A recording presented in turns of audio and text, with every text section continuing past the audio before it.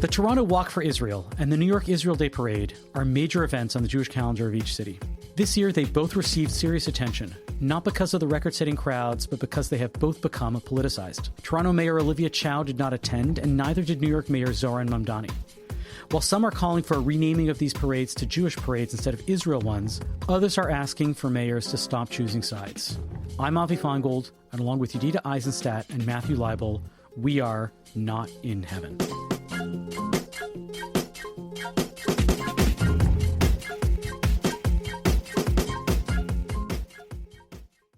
I drive out there and I have to remind myself, I like when there's a little bit of a drive to the venue, because when I'm driving out there, I give myself a chance to remind myself, you better not screw this up for these people, pal. This is their wedding.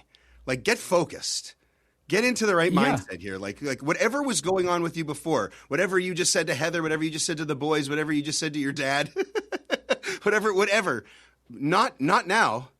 Not right now. These people are counting on you to make this once in a lifetime. And I still get that feeling, and I still think that you have to do that mindset, because if you do it a lot, like our producer Zach asked, you get numb to anything. I'm sure my sister-in-law has to psych herself up in a different way to deliver people's babies.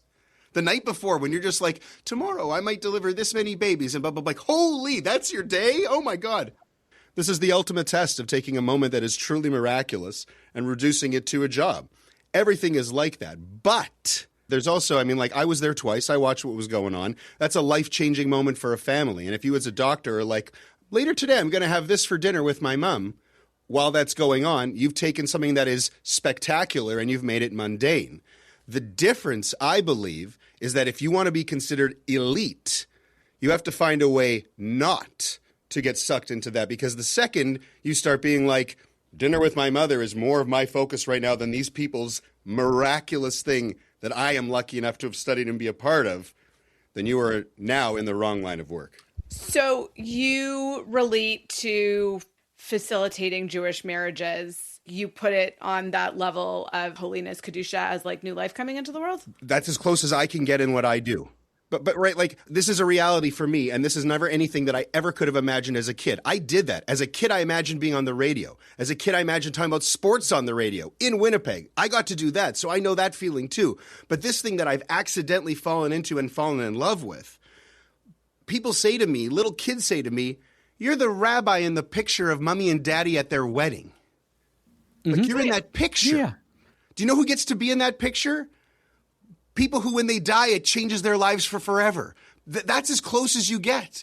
So, no, I didn't deliver a baby, but I know that kind of feeling. I know that, and somehow I ended up in there. And you probably get more recognition as the rabbi in those pictures than doctors in delivery rooms in a lot of ways. Well, there's because the baby doesn't remember who was the doctor. There's no pictures of the baby of the doctor. Come in for a photo op. Here's the doctor.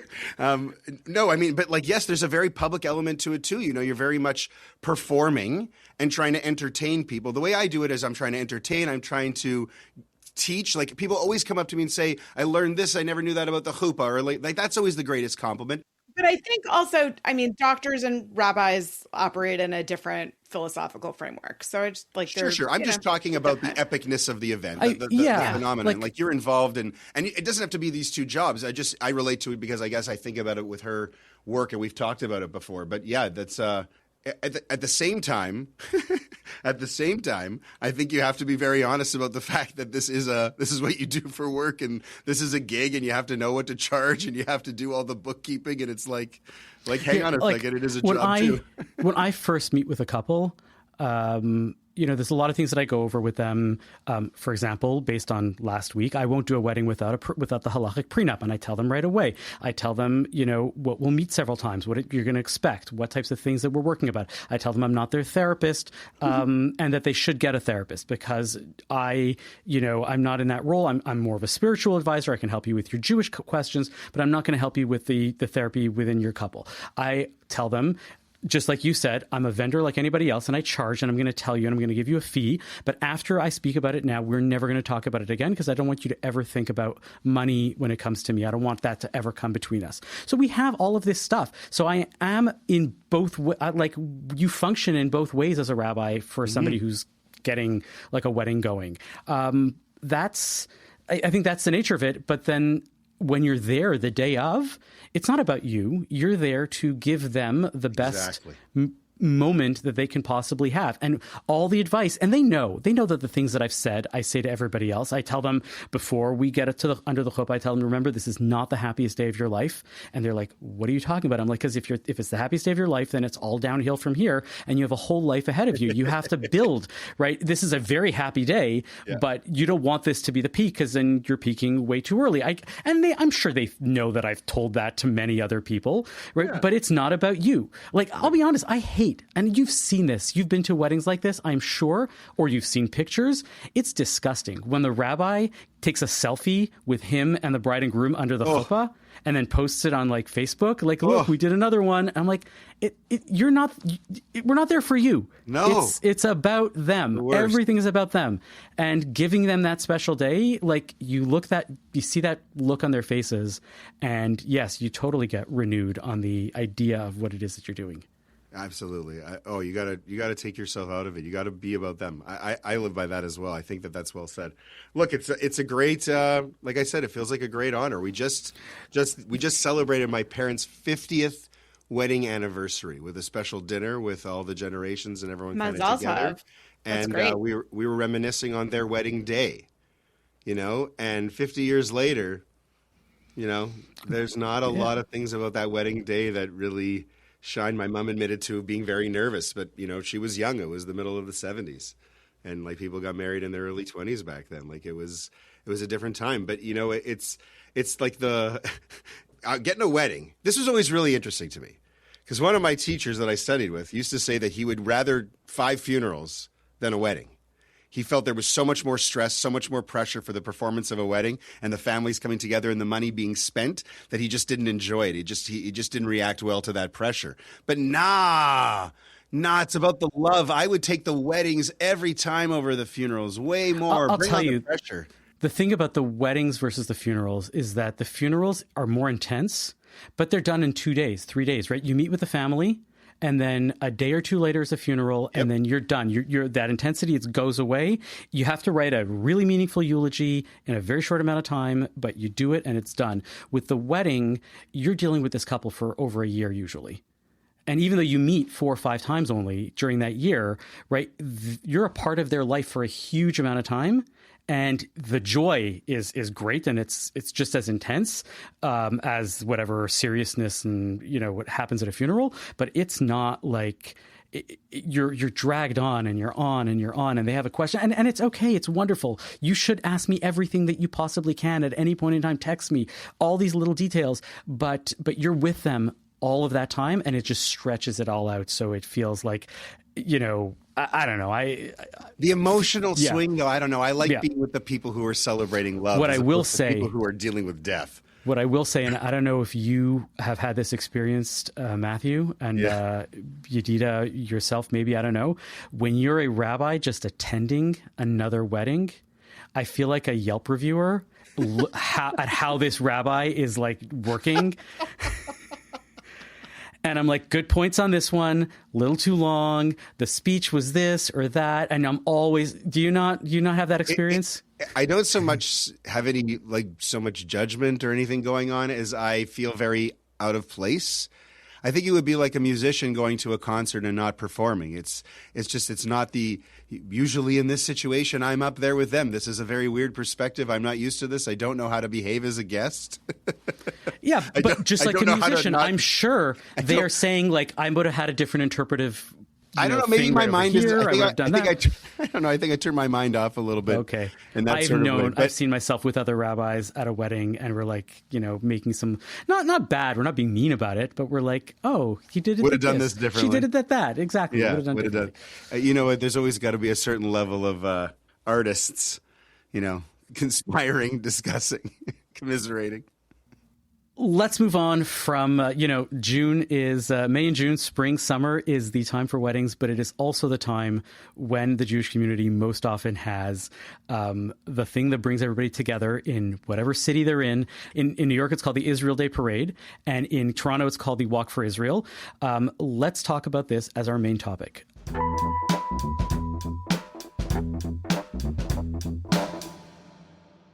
2 weeks ago, the Israel Day Parade was in New York. And it had a lot of controversy around it this year because the mayor, who usually attends these as part of their mayoral duties, Mayor Zohran Mamdani said that he would not attend this parade. And there was a lot of people said they understood. People said it's disgusting. They made cutouts of Mamdani and his wife to pretend that he was there.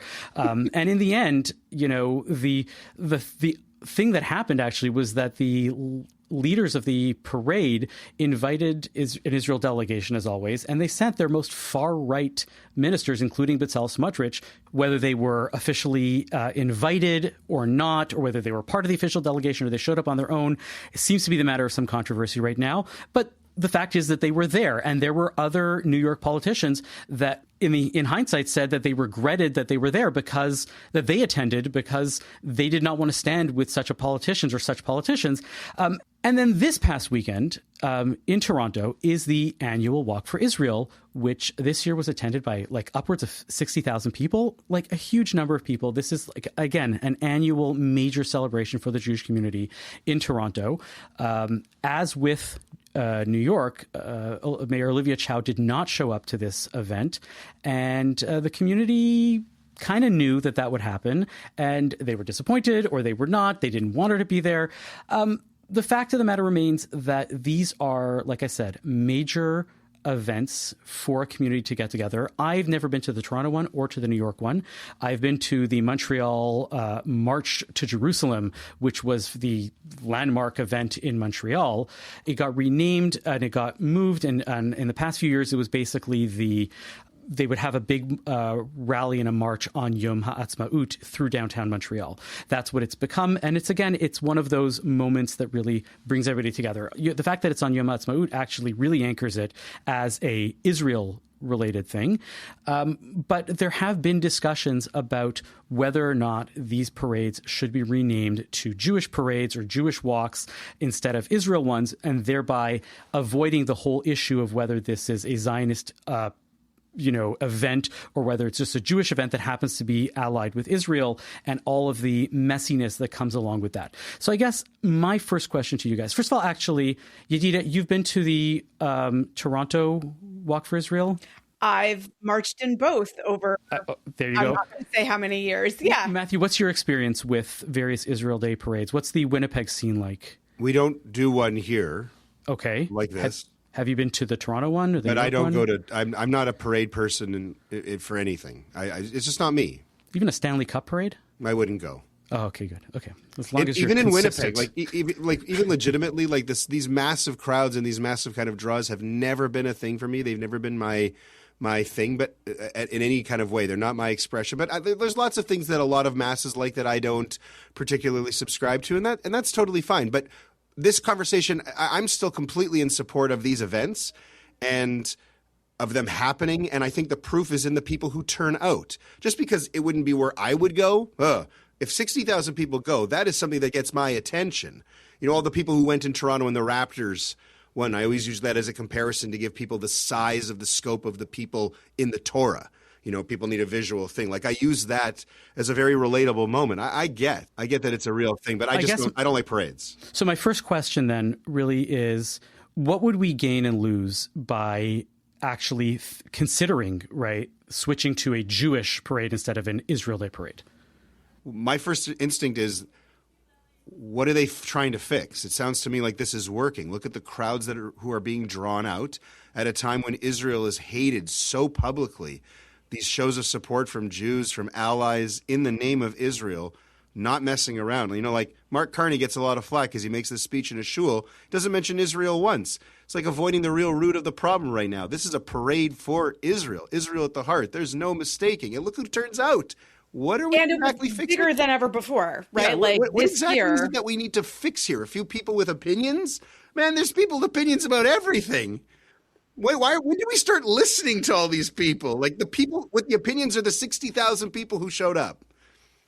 That's to me. I think CJN op-ed editor Phoebe Malzbovi was spot on with this, saying that, we can toy with this idea of making it, a broader celebration of Jewish culture, but who are we doing that for? And are the people who theoretically we would be doing that for, do they want to come out? Is this something that's going to draw them in to affiliate? And I think that, I mean, you can see in that 60,000 Jews and allies came out for the Walk for Israel in Toronto, and that's the, I think, biggest turnout there's ever been, that it's the fact that Jews have been sort of pushed out of spaces and rising anti-Semitism is pushing Jews, encouraging Jews, motivating Jews to come out and show their Jewish pride. So I think that these Israel parades historically, and this past weekend in Toronto, for better or worse, have become kinds of proxies for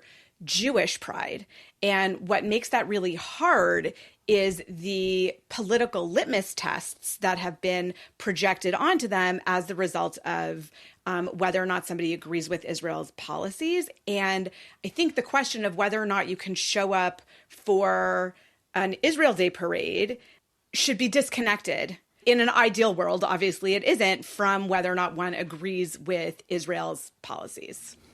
So, I mean, what you're pointing out, I think, has always been true, that the March to Jerusalem in Montreal, the Walk for Israel parade in Toronto, and the Israel Day parade in New York have always been the thing that the Jewish community does. And that's what they celebrate and because people associate a people with a nation, with a land, you say that it's this, right? The only one that isn't really like that is like the St. Patrick's Day parade, which is a, national celebration in some way of, of Ireland and the culture, but is not about the culture, the land itself. We don't call it the Day of Ireland. We call it the St. Patrick's Day parade or St. Patrick's Day or whatever it is.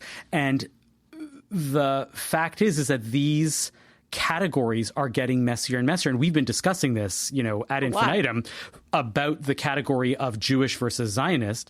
And yeah, so I guess this is a highlight of what happens when something is gained or lost when you choose to say we are affiliating with Israel. Because let's say we switched it. Let's say, who's it, Jill Jacobs, who says that we should switch it to the Israel Day parade, to the Jewish parade instead of the Israel Day parade. And great. So we're going to celebrate Jewish culture, Jewish life. However many people are going to show up now because they are Jewish, but they're not Zionist, you're going to lose a lot of people by having this just cultural celebration. It's not going to be the same level, and people are going to see we've changed it. Something's different here. And I don't think it would have ever had, and not that I'm saying that Israel is anything specific, but the fact that you're changing it now is a signal to a lot of people. Why are you doing this? What's going on? There's something wrong here. I'm actually very curious to see what happens next year with the fallout in New York from this one, and politicians sort of inadvertently being sort of like... What's the fallout? What was the real fallout? Wasn't it a hugely attended event as well? It was. And then all the politicians who did show up to support the Jewish community and were in some ways sort of like putting their necks on the line because Israel is so unpopular right now. And then one of the most controversial Israeli politicians shows up, and like they would not have been caught dead in a room with him or in a parade with him. They didn't know he was going to be there. They, I'm sure, would not have come. So it ends up sort of like vindicating, I think, in a lot of ways, Mamdani's choice not to show up. And I just think that like this has made a huge political mess, and I don't think politicians are going to show up next year. It's something I've been thinking about a lot, especially because of Mamdani. And I think we brought it up when Mamdani was running or when he had just been elected. And one of the things that I've started to see is that because Mamdani has taken such a principled foreign policy stance on Zionism, which in a way, as a citizen, for sure, it's his right to do. But mayors are seen as the governors of everybody in the city. And when you take such a principled anti-something stance, you're basically dividing a whole bunch of people and saying, I'm not your mayor for this thing. If you believe in this, I'm not. And mayors are not supposed to do that. It's not like other elected officials, which they get a broad electoral, consensus, and they are there to represent the values of the people that voted them into power. Mayors are like the CEO of the city, and you can't just go and say, I'm not going to be the mayor for you because I don't believe in your politics. That's not how the mayoralty works. And when you used to be, as the mayor, you showed up to everything. You were apolitical about any political stance because you showed up to all of the things, and you didn't, want to alienate anybody. You got elected based on you got elected on domestic policies, on fixing. That's not true anymore. But it's hugely problematic that Olivia Chow doesn't go, and that we talked about this with flags. No, but so that's exactly, and I've started realizing that Mamdani, at least I have a certain amount of, I don't like that he's the mayor with a foreign policy, thing, because as we've discussed, mayors shouldn't necessarily have that, but at least he is principled about it, and he seems to genuinely believe in his stuff. I see Olivia Chow, and every time I hear her vis-a-vis the Jewish community, I realize that she is not a leader. She is a follower when it comes to these things. She's an NDP, lifetimer who knows all of the ins and outs of NDP domestic politics, whatever's going on in Canada, but she doesn't seem to have a principled stance on what's going on in Israel, Zionism, being pro-Palestine, any of that stuff. She just is always waffling, and that's why people see it and they're like, okay, great, you're going to be anti this, but then you're going to show up to a Hanukkah thing because people are mad at you. Like, at least take a stance.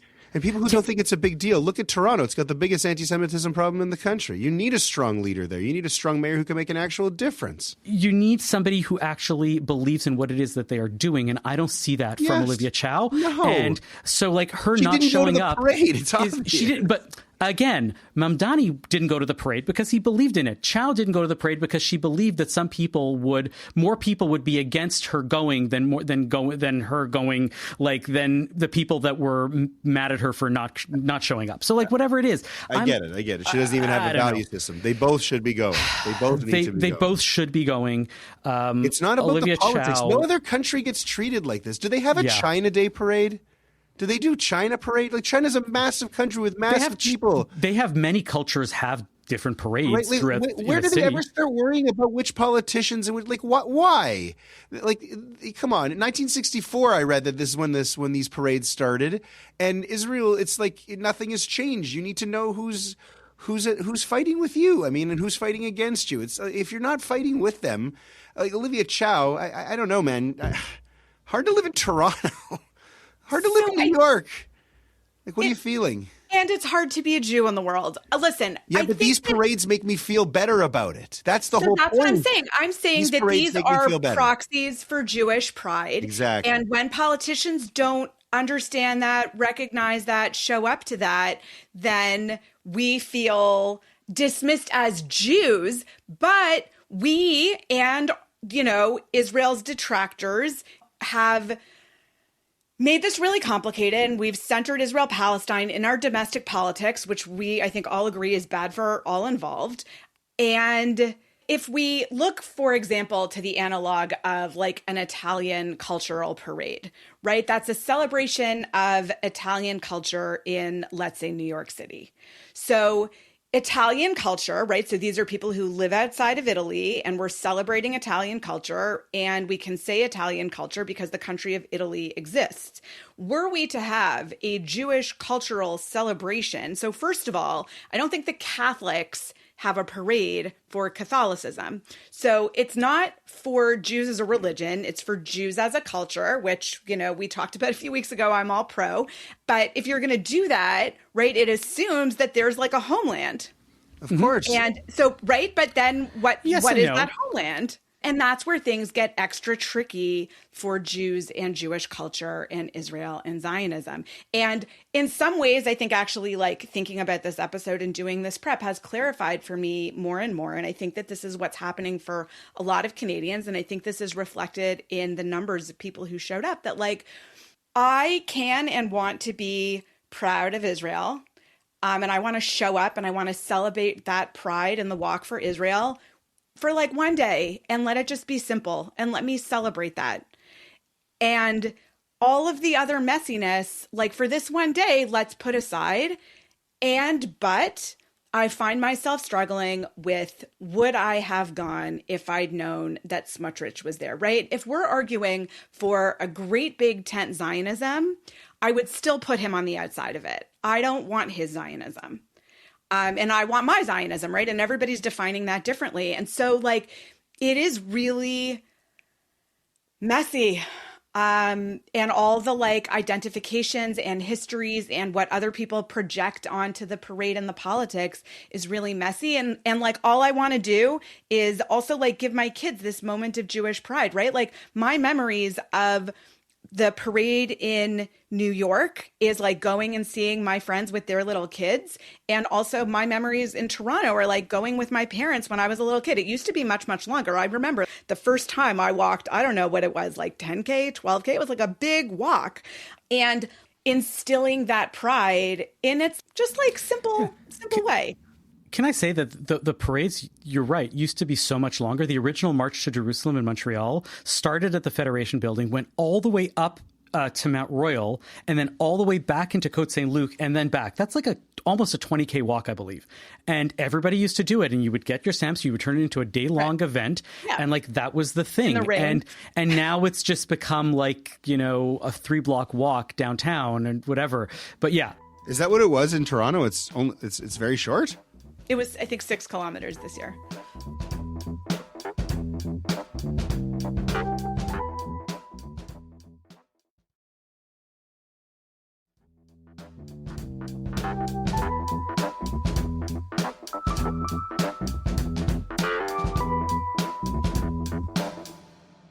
You know, one of the things that you're highlighting is that it's not so much about the pro-Zionism or pro-Palestinianism, it's about the anti. And that because people are anti-Zionist, we have to feel like we are not just pro-Zionist, but almost anti-Palestinian, and that all of this like negativity is being inserted into it. If we hadn't gone there as a larger community and we had gone and said, you know what, we're having a pro-Israel Day parade, they're having a pro-Palestine parade, they absolutely should be pro their people and Palestine, and the mayor should go to that one, and the mayor should come to this one, it would be so much easier. But the fact that there is hatred being spewed on both sides, whoever started it, I'm not going to get into, but the fact is that there's so much negativity that we assume that because you attend one thing, you're automatically against the other, and that's the problem. More than it's about Israel or Zionism. Because like you said, I'm okay with it being an Israel Day parade as long as you recognize that that's not for everybody and you don't have to sign on to it. And if you say, Israel is not for me, I can still be proudly Jewish and that's okay. And if I don't want to show up to that because of various politics, you still respect me. But we don't respect people anymore because it has all become so politicized and so anti-everything instead of I believe in this and that's great. Nobody thinks that I'm anti-Italian if I don't show up to the Italian parade, right? They just think that there be a Jewish pride parade. I think that if you wanted to do something to show that there is a different category that is Jewish rather than just pro-Israel, then great, not do something like that. The problem is you haven't really depoliticized the Israel Day parade, if anything, because you've shown that, like, great, now we have to show that there is a difference and that you've made it even more political.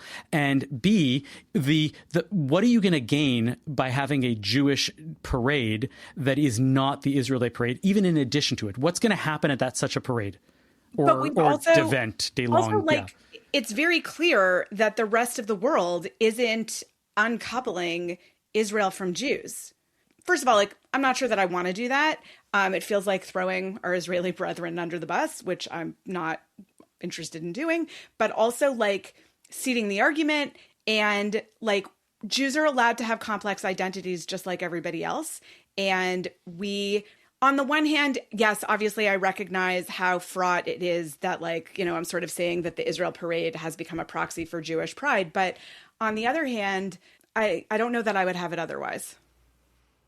Yeah, like I don't think any of us is saying that we need to turn this into a Jewish only pride parade. The Israel parade is the way that this works. For me, the numbers, maybe it's too simple, but they prove it. I don't see what the problem is that we're trying to fix. at all here. I don't think that we would get, and I think you're right, Avi, we wouldn't get nearly the kind of crowd if they turned it into this kind of utopian, wonderful Jewish festival that I think it's Jill Jacobs is advocating in her piece. Like, who's calling for this? Like, who's calling for the change? Right now, we need these parades more than ever. That's my sense. If you don't want to go, like if you would rather go to the Hanukkah candle lighting at City Hall, or you would rather go to the Israel parade, if you don't want to go to both, I don't care which one you go to. I don't care if you go to neither. If you don't want to go, you don't want to go. But people clearly want to go to this parade, and it's a big part of their identity. And I don't see the need for any kind of change here. Well, I don't. Just to make sure that you don't let that politician go. If he's that truly problematic, you just got to find a way to block him from going. You got to ask him nicely. Please don't come. I don't know. I think the flip side here is that like there are people who are Jewish and proud to be Jewish who all of this alienates. And it alienates them? Like really? Alienates, that's the word, that they're so proud to be Jewish they can't buy into this. But that's where I think part of the problem is, right? Like I'm sort of arguing for like a simple, let's just celebrate Israel without all of its complexity and fraughtness, thinking that can be like unifying, but it in a lot of ways it isn't. I think that there's an analog here also to a lot of the conversations happening around celebrating America's 250th anniversary and looking at the culture and America's activity in the world and its history and like trying to name the country's accomplishments and what it should be proud of. And it's really right at the center of the culture war. And I think that, Israel right now also is at the center of sort of this internal Jewish culture war, but it's not totally internal because it feels, determined by anti-Semitism and that in a lot of places and spaces, Jewish acceptance is predicated on rejection of Israel. I was listening to the CBC podcast this morning, 2 blocks from the White House, which is the CBC podcast about America. And they were talking about this very topic and the 250th and how a lot of artists are dropping out of the 250th anniversary celebrations because they are being organized by Trump. And they're like, we don't want this politicized. We thought that we were signing up for the more universal government-run whatever, and it's not. And I don't want to be part of that because I don't believe in this specific form of politics. And then they had a clip of an interview with Vanilla Ice, who's still performing. And they're like, great, that's what we've gone to, is that the only people that are willing to perform are Vanilla Ice and others, at that like D level of stars. And he's like, politics doesn't enter into my music. And I don't know why I celebrate America. I want it to be happy. That's what my music is all about. And they raised a very interesting point. They're like, you don't get to say that politics and music don't mix. It's easy for you to say that because you are not a victim of whatever politics, whatever policies are happening. It's easy for you to say that. The people that are like saying it always should be an Israel Day parade don't realize that there is a lot of other people that aren't part of this discussion that are being absolutely ignored when we have this discussion of Israel versus Jewish or what's going on.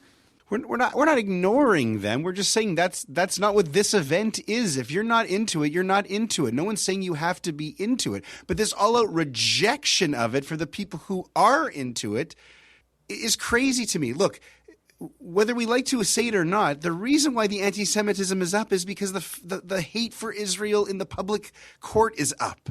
These things are directly correlated. We know that. That's why everyone freaks out when the PM doesn't talk about it. Like, whether you like it or not, if you're a Jew, you don't get to choose when the anti-Semitism goes up or what makes it go up. Israel is what makes it go up. And if you're a Jew, you're caught up in it, whether you're the most fervent anti-Zionist or not. You're stuck.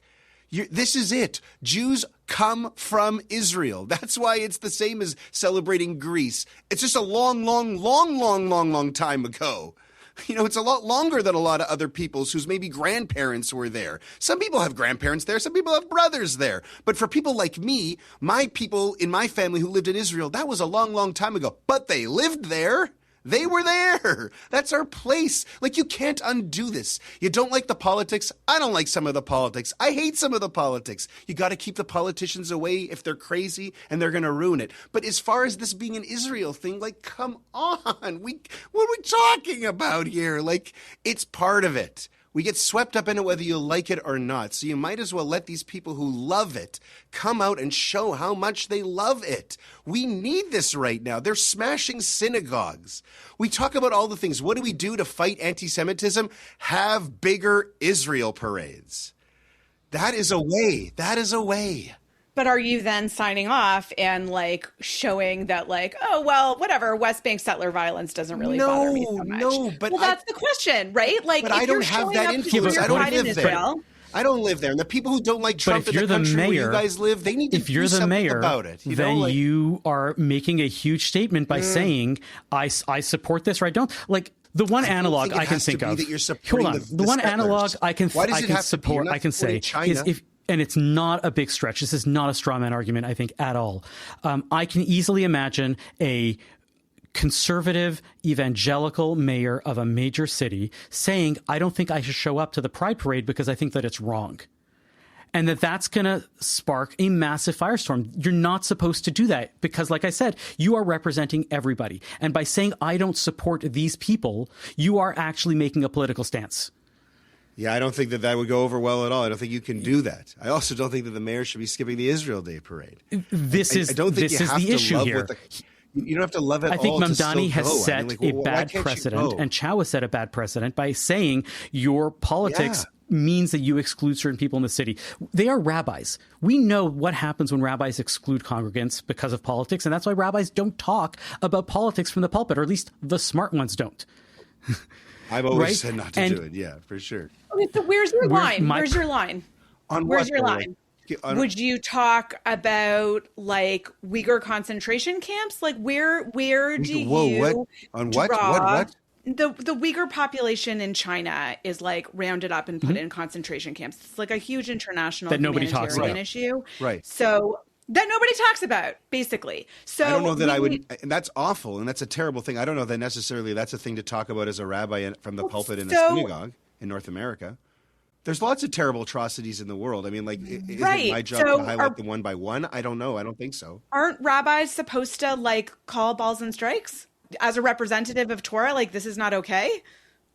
I mean, to a population to which they have a connection where there can be some more effect. I mean, kind of standing up there and educating people about a terrible thing going on isn't wrong. I just don't know if it's the best use of your time if you're trying to mobilize people to affect change. Are they all going to walk out of there and become empowered to fight that cause? My experience shows me no, it's better to relate to people on a life where they can make changes in their day-to-day life, you know, vis-a-vis their relationships with their work, with themselves, with their families. That's usually where I try to stay as a rabbi. I think that hits harder. I'm not excluding those things because I don't believe in those things. God forbid. I just don't think that's the place. Like if I'm doing a Rosh Hashanah service, I think that I'm going to try and find a message that helps repair families more than I can, or people's souls more than necessarily that one particular horrible thing which should be talked about. I just don't know if it's me in that spot, right?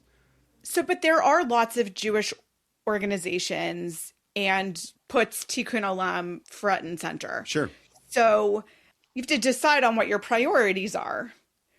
I'm just like, I don't have solutions here. The question of rabbis and politics, and rabbis have different roles, right? Like a rabbi working for a humanitarian organization has a very different job than a rabbi. Yes, of course. Leading high holiday services in a pulpit, depending on where they live in a million different ways. But like, I think the Torah does demand that we try to hold ourselves and the world to a high ethical standard, and you're not supposed to look away. So like, I don't have a solution here. And on the one hand, I'm advocating for like a simple, prideful celebration of Israel as like a modern miracle and a place where Jews should be proud. But like, I also, okay, but what about the settler violence? And would I go to the parade if I'd known Smotrich was going to be there? Like, I don't have good answers to these questions. It's not so simple. And like, I don't know. I think Smotrich being there totally like vindicates Mamdani's choice not to be there. Except that, like I said, it now allows for this idea that mayors get to pick sides. Toronto actually is a great example of that because the mayor did not come to the Walk for Israel parade, but the challenger right now, the leading challenger is Brad Bradford. He went. And he basically is saying that I want to be with everybody. Now, suppose, and it's not unlikely, that Olivia Chow wins the next election again. despite the fact that now she has shown that she doesn't go to certain things for certain people because she doesn't believe in those politics, she is sending the message that universalism doesn't win in Toronto, that you're allowed to pick sides on your politics and you're allowed to exclude people from the Toronto, community of who are the citizens and who is everybody is part of Toronto. And she's basically saying that it's okay to do that. And you know how it's okay? Because I just got reelected. Enough people believe that it's okay to exclude the Jews. Who's going to be excluded next? The next mayor might be an evangelical Christian and say, I want to exclude those people. The other person might be Chinese and say, I want to exclude any protests of Uyghurs. I don't want to show up to that because I'm Chinese. That is the thing that happens and that is wrong. Slippery slope. I'm just saying that right now we have a test case for what's going to happen this coming fall when Olivia Chow gets elected or not. Because I'm hoping that we send a message that, amongst other things, this is not acceptable. It's not the only thing that we should be voting on, but it's not acceptable to go and say that we pick and choose certain parts of our community. I think it's relatable when you've been in any kind of leadership position, whether small or large, and you know that you don't get your say.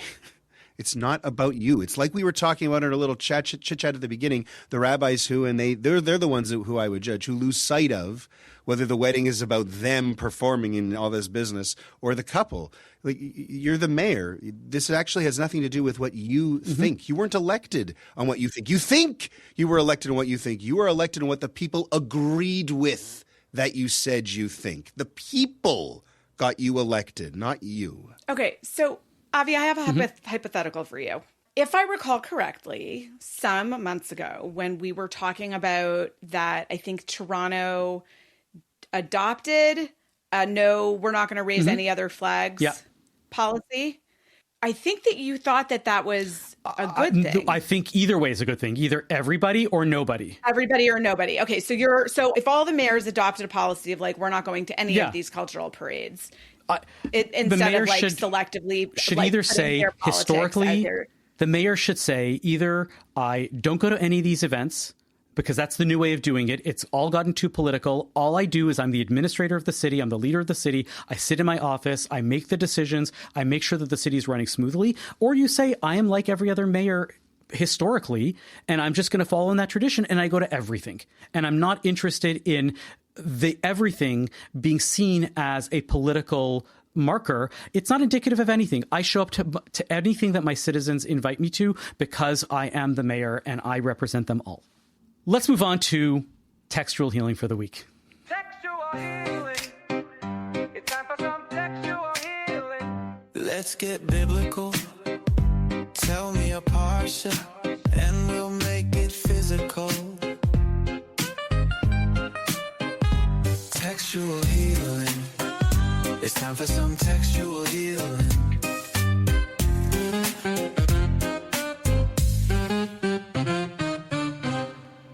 Textual healing for Parashat Shalach.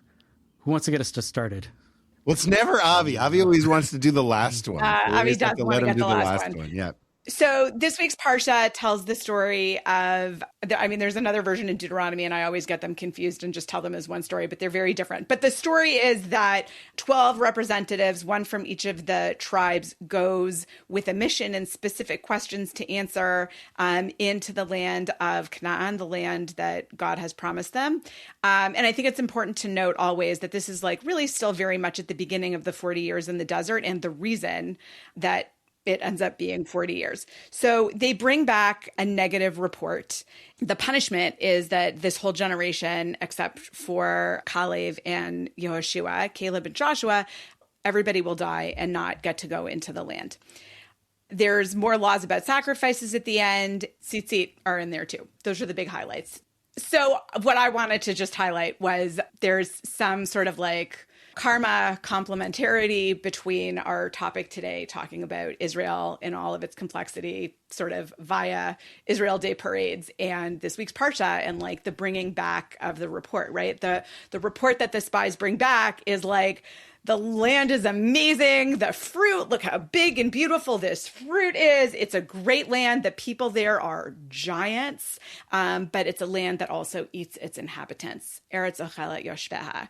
And then the people in their response that they're not going to be able to conquer the land, they say, let's go back to Egypt. Let's go back to not Israel. And then others respond, but like, hey, God can do anything. So I anticipated and I thought that I would see a lot of that in this conversation. And like we did, right? Like we saw, like it's really hard and it does require a lot of trust. So I wanted to name that. And I also wanted to just make the connection quickly between the 13 attributes of God that God shared with Moses after the golden calf, which really is like the magic formula to get God to stop being so angry. So in this case, Moshe actually like uses it, right? And it hasn't even been that long. It's his way of sort of getting God to do God's yoga breathing and to calm down. And it works, except that like, this generation will not be the generation to go in and settle the land. Matthew, what's your I like that idea. The yoga breathing. There's like two little quick things. The thing I just had a bar mitzvah student who did this parsha with Shabbat Mincha last weekend. So we've been studying this for several months. What I always like is that some people call the parsha Shlach. Some people call it Shlach Lecha, which has those, vibes of Lech Lecha from early in the Torah. One of those really, really obscure things. Lech Lecha only happens a couple times. It's around Abraham, and it's like go for yourself, go to yourself. The Lecha makes it very tricky. It's much more than just Lech. It's more than just go, even though ultimately Abraham had to just go. It's Lech Lecha, like go for yourself, go to yourself. Very cool, right? Shlach Lecha, same sort of thing. Send the spies, but send lecha, send for yourself, send to yourself. And in the end, what did the spies reveal? Less about Israel and more about the people. It became this internal revelation of them giving into their fear. Shlach lecha, very interesting. But very quickly, my student was intrigued a little bit by the second last story in the parsha before the tzitzit about the wood gatherer. Mm-hmm. This guy who goes out gathering wood on Shabbat. And God says you got to take him out back and stone him to death. So my student is kind of like, what? Like, I get that Shabbat is important, but really? Like stoned to death? And I said, well, there's actually an interesting midrash that the guy knew because they were condemned to wander in the wilderness, he was going to die anyway. He did this so that he would die to show everybody that it's not just Shabbat. Shabbat is a pillar.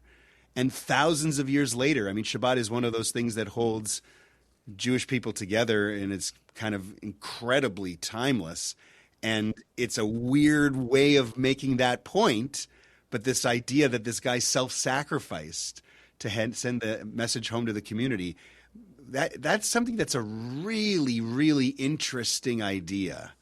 And I just wanted to mention that as something that kind of sneaks in at the end of Parshat Shlach Lecha.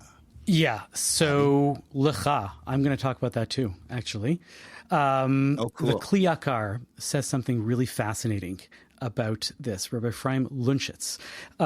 He says that Lecha means that it's Moshe's choice, and if you want to pick men, right, that's your thing. I actually, and God is basically saying, I think you should have sent women, because the women actually cherish the land and they're going to give you back something emotional. And the emotion is what's going to win over the people, right? The men are going to give back this factual thing. And that's not what you need in order to win people over. You need them to feel it, to live it. And the women are going to be able to come back with a good, positive message because they're the ones that feel more than they think. And that if you want to send men, that's on you. I don't like that part.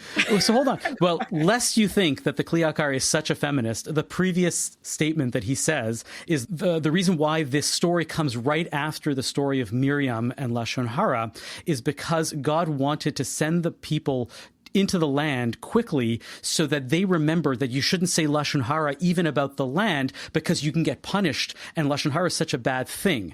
And then he doubles down on this and he says, and Miriam got afflicted, but Aharon did not get afflicted, and that is because it is the way of women to gossip, and women do and are very chatty, and the men are not so chatty, and that's part of this whole piece where he points out this midrash that says, "Send yourself men who don't have the ways of women, who will not be like Miriam, who spoke slander, but rather real men whose way is not to speak slander." That they do anyway. So great. So he basically is saying men don't do this, and then he shows that men actually do this, and he then says, you see, it's not about the facts, it's about the emotion. You have to live it, and you should be don't send in a man to do a woman's job, is the message that the Kli Hakar wants to send about this week's Parsha. What would have happened, does he think, if women had been sent instead? I don't know. What do you think? Straight into the land, no wandering? Maybe that would have been the first Israel Day parade. Bah, bah, bah. Thank you for listening to Not in Heaven this week. Our producer and editor is Zachary Kaufman. Michael Freeman is the executive producer. To catch every episode, subscribe wherever you get your podcasts. If you'd like to support our show, consider making a donation to the CJN at thecjn.ca/donate.